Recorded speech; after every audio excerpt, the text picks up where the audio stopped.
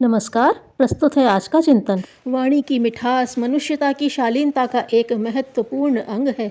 जो कड़वा बोलते हैं वे अपने उद्वत अहंकार का प्रदर्शन करते हैं और सामने वाले के स्वाभिमान को सीधी चोट पहुंचाते हैं। इस प्रकार के हेय आचरणकर्ता को कोई लाभ नहीं मिलता, वरन अपार हानि पहुंचती है। अहंकार और कुसंस्कार का भौना प्रदर्शन ही कटुवचन है। ऐसे मनुष्य अपनी इस धृष्टता का कई बार सत्य वक्ता, खरी कहने वाले कहकर समर्थन करते पाए जाते हैं, पर वस्तुतः यह उनका दंभ मात्र है। सत्य वक्ता और खरी कहने वाले के लिए यह आवश्यक नहीं कि वह मानवोचित शिष्टाचार को ताक पर रखकर असभ्य, उद्दंड और असामाजिक आचरण पर उतर आए। असभ्यता और सत्यवादिता साथ साथ रहते कदाचित ही देखी जा सकती है। आवश्यक नहीं है कि हम दूसरों की हर बात से सहमत ही हों और उनकी इच्छानुकूल काम करने ही लगे। मतभेद से लेकर असहमति और इनकार तक की स्थिति हो सकती है, पर इस प्रकार का मन व्यक्त करते हुए क्षमा कीजिए, हमें बड़ा खेद है। कितने भाग्यशाली होते यदि आपकी सेवा कर पाते। जैसे मधुर शब्दों का प्रयोग तो कर ही सकते हैं, इसमें सामने वाले की मान रक्षा भी हो जाती है और अपनी शालीनता भी नष्ट नहीं होती।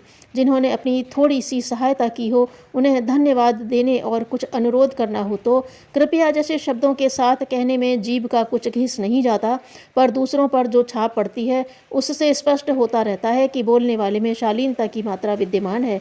मीठा बोलने के लिए आवश्यक नहीं कि किसी की उचित अनुचित बातों की हाँ में हाँ मिलाई जाए अथवा उसकी विचारणा एवं क्रिया का समर्थन ही किया जाए।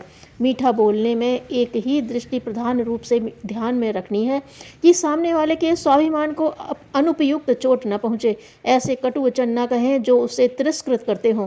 यह वैसा ही आक्रमण है जैसा कि मार पीट करना या शरीर को चोट पहुँचाना। अपमान का आघात भी कम कष्टकर नहीं होता। उसकी प्रतिक्रिया प्रतिशोध अथवा प्रत्याक्रमण के रूप में होती है। किसी को तिरस्कृत करके उसे अपना शत्रु ही बनाया जा सकता है। उसे सुधारना या बदलना अशक्य है। चोट खाया हुआ व्यक्ति अपनी भूल समझ लेने पर भी उसी बात पर अड़ जाता है और प्रतिष्ठा का प्रश्न बनाकर गलती का पक्ष समर्थन ही करता चला जाता है।